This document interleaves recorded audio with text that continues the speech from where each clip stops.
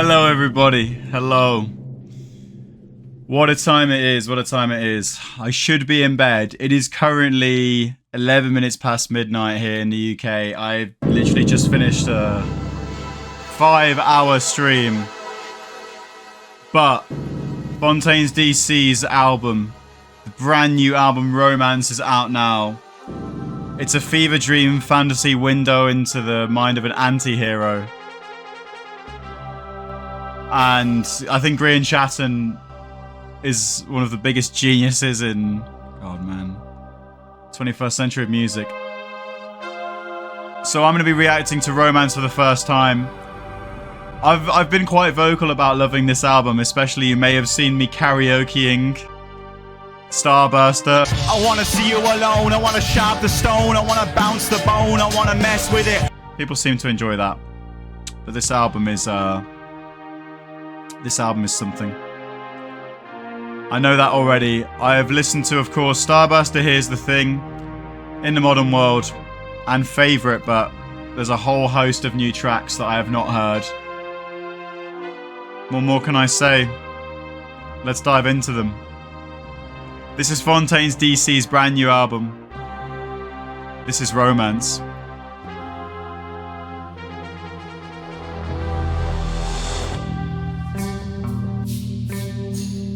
And I knew this opening track was going to give me chills since I heard a snippet of it. It's just got that Kubrickian horror movie quality to it. The way it ticks away. Oh. It's like a window into someone's mind as it gradually becomes more and more unhinged. Into the darkness again. Man, this album is good. Till you're dead. That chill. When they announced the Finsbury Park gig, this was the excerpt we heard, and it's so good. My understanding from learning all the words to Starburster especially is that Grian's very influenced with the themes of this album by the idea of being an anti-hero, almost like a droog. He's got the line, "Do you inspire like the same did Salinger?" J.D. Salinger, who wrote Catcher in the Rye. Maybe romance is a place. Maybe romance is a place.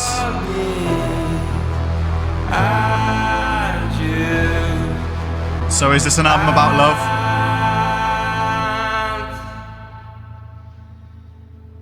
We've had such a stacked year for new music as well. That hit. We've had The Last Dinner Party's album, Prelude to Ecstasy, Billie Eilish's Hit Me Hard and Soft, 21 Pilots' Clancy. Like 3 albums I'd call perfect. And then Fontaines D.C. just dropped this in the mix. Is this going to be the album of the year? It could snatch it away at the last minute, who knows? This is one of my favourite Fontaines D.C. songs. I knew it was when I heard the snippet. Oh man, and I think we know this one too well. I'm not going to karaoke it, don't worry guys. It's called Starburster. What a beautiful 2-track run. You're not going to top that anywhere. I know you're gonna dig this. What kind of beast is this album? Let's find out. Crazy to think it's this band's 4th album because they still feel so fresh.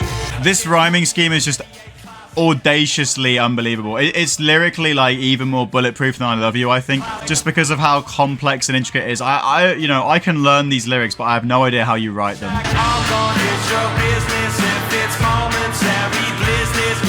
I think that core idea of I'm gonna hit your business if it's momentary blissness, it is like that hedonistic anti-hero droog, like I'm a young youth and I'm here to cause you trouble. I want to strike with a sag, I need the friends from it. It's really topical and it feels like such a smart lyric with an edge too. I'm the pig on the Chinese calendar.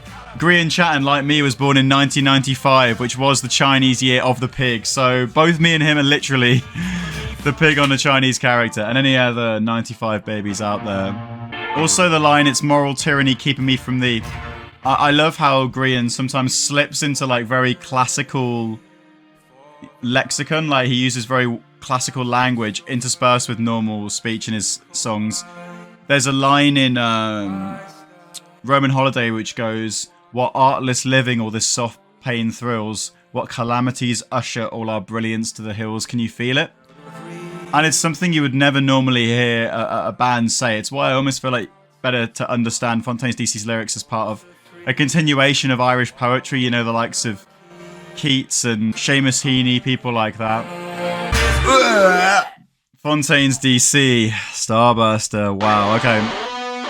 Now, I feel like that 1-2 track combo is going to be one of my favorites on any album this year. It's like, as an opening track, I think the only thing I can compare Romance to this year is either Overcompensate from 21 Pilots or Burn Alive by The Last Dinner Party. I think that actually, whilst I love Billie Eilish's album, I think Skinny as an opener, it's not that kind of track. It's a more kind of ease than a attention grabber. Reading a bit about the background of this album, Grian Chatton said to Mojo, Fontaines decided to step away from their Irish-centric themes for the album, as it would have been too difficult to make it sound like Ireland while crafting a futuristic and dystopian vision called Romance. Dystopian is the perfect word for this album. It sounds very dystopian, and the imagery we're getting forwards.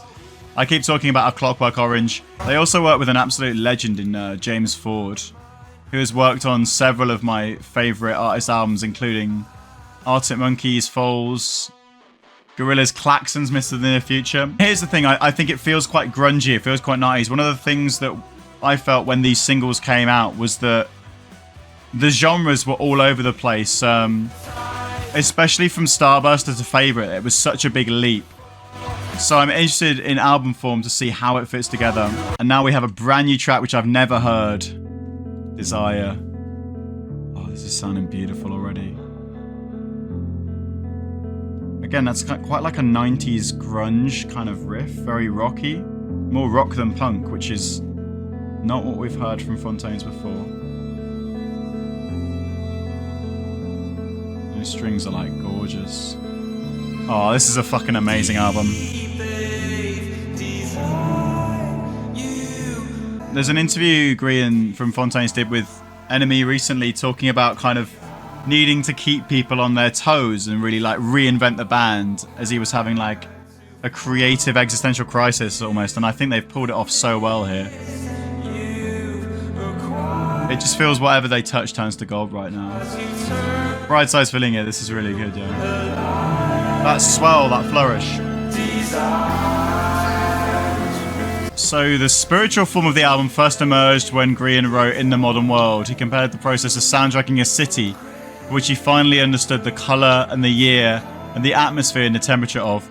It's so abstract, everything they do. I think it's very difficult to pin down. The album was inspired by Japanese manga and Italian cinema. It's funny how unpretentious a sound Fontaines have, given how easily they could fall into this pitfall of like over-intellectualizing music. It's got absolute rave reviews on Metacritic as well. I've never thought of Fontaines D.C. as the modern answer to the Smiths, but they might be. They might be with this album stepping into that, guys.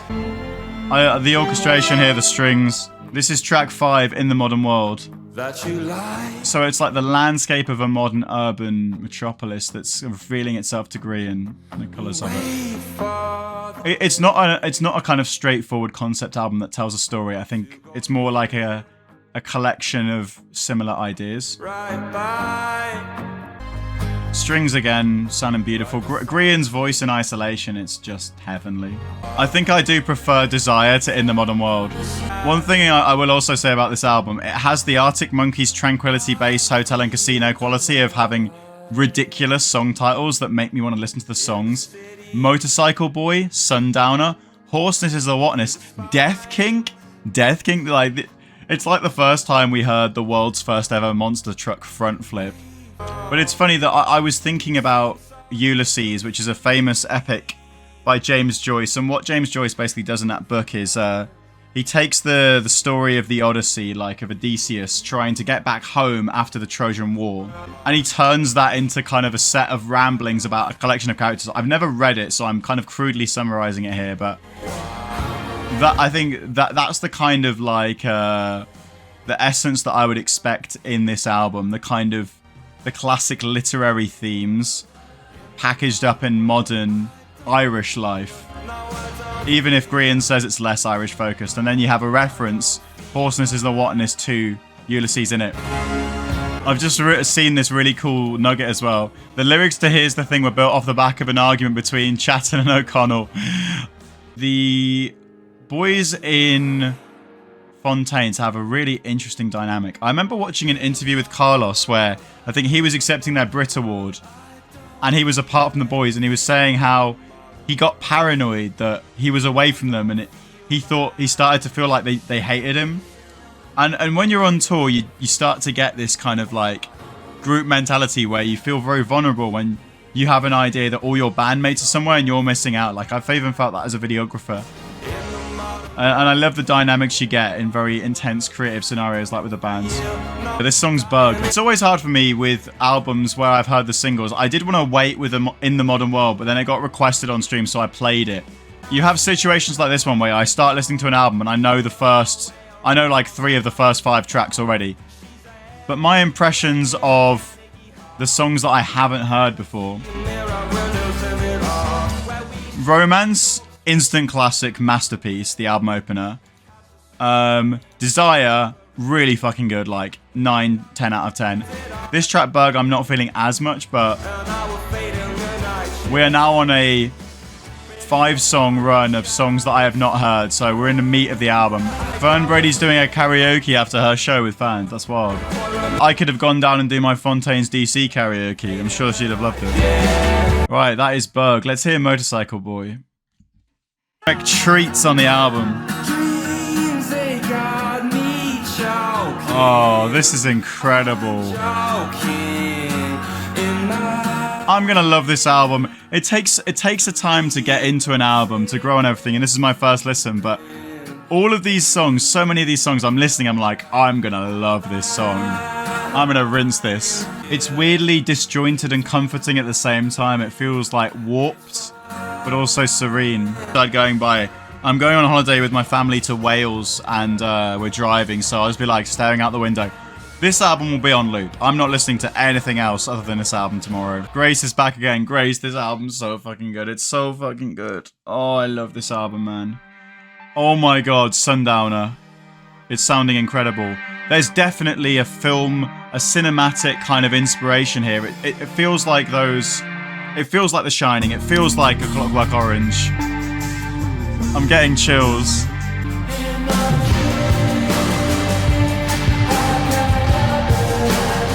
Ode to Friendship, Sundowner is written by Curly and features his lead vocals for the first time by accident. How can they be by accident? Did they just mix the track right? I mean, it sounds glorious. There's it's an album about like love and friendship and brotherhood, as far as I can tell. There's a lyric on Desire that I missed, which is one of the best Fontaines lyrics. Deep they've designed you from cradle to pyre in the mortal attire. That's peak Green Chan. That's gorgeous. What's up, Lucas? Bro, this album is insane. I was really hoping you'd join, Lucas. What do you make of it? I mean, it's really hard to judge it first time round, especially when I've heard some songs before, but all I can say is Romance is a fucking instant masterpiece. Desire is nearly as good. Bug didn't quite hit me, but Motorcycle Boy and Sundowner, the intros like chilled me. Sundowner is insane, and now we're on Hoarseness is the Whatness. It's incredible. James Joyce Ulysses reference. Like, mate, Grian Chatton, he's so much more than just the lead singer of a band. You've got to talk about him in the same breaths as people like Seamus Heaney, people like James Joyce. You know, greats of Irish culture, greats of Irish literature. The orchestration is incredible. It's quite possible I like this album more than Skinty Fear. I need to listen to the lyrics, I need to dig deep, but yeah, mate, this is glorious. You can't really trust Grian Chatton to write a love song, because secretly it will be like a political anthem about Ireland. Does favourite work as an outro, I'm telling... Okay, because that was the thing that I was questioning before. In isolation, favourite felt like a kind of track 3, and I'm always quite hard on album closers. I expect a lot. I expect like a Muse Megalomania, a Radiohead motion picture soundtrack. Even though, what is it, Nobakiev or whatever it's called on Skinty Fear, it's a slow burner after I Love You, but it feels like it winds down well. Bro, I know, I'm not saying over disappointment. I mean, to be fair, what's an album Like, Paladin Straight's fucking insane. Blue by Billie Eilish is insane. Like, that's just the standard I have for final tracks. This is Death Kink, which is such a great name for a song. When you came into my life, I was lost, and you took that shine from me at what cost? Oh, it's so grungy. This is amazing. This has got a bit of the Smiths in it. It was shit, butter, I caved in. Drums are absolutely insane now. This is your favourite of the non-singles. My favourite of the non-singles is the opening track and the title track by a mile. It's so fucking good. Mate, yeah, indie album of the year is going to be a nightmare. How am I supposed to compare this to, like, Prelude to Ecstasy? Anyway, here we are at the end with favourite. Okay, this is hitting a bit more with me now. Lucas, you know,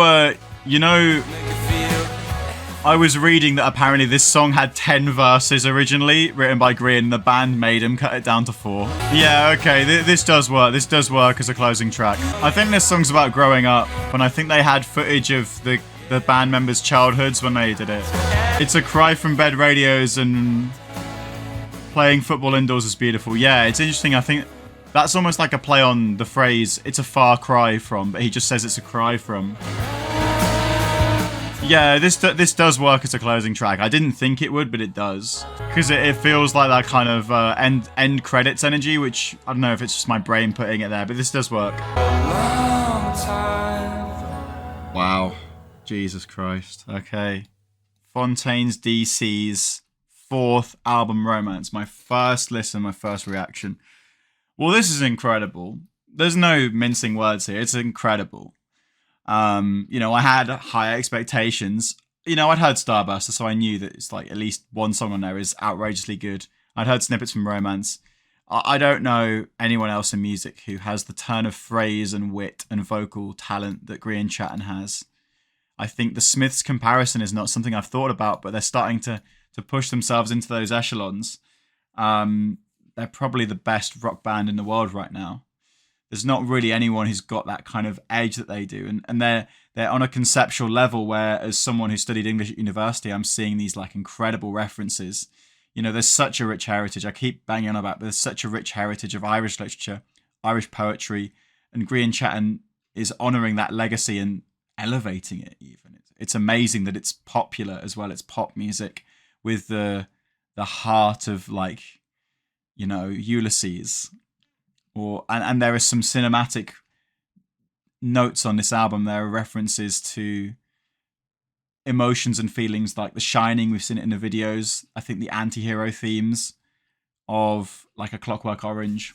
Grian packages so much in there.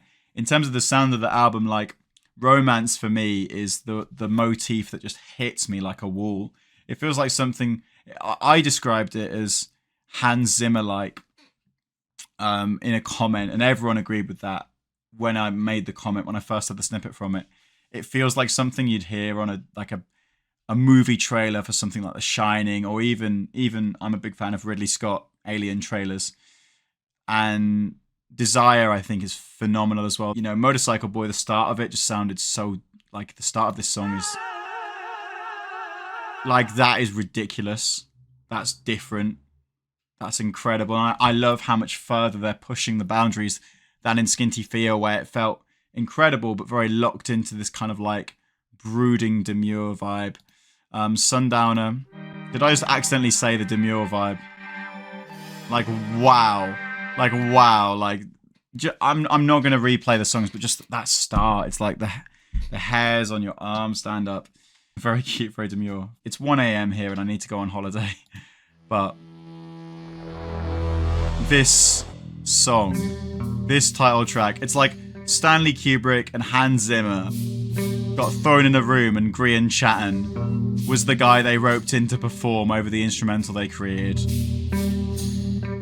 This is Romance.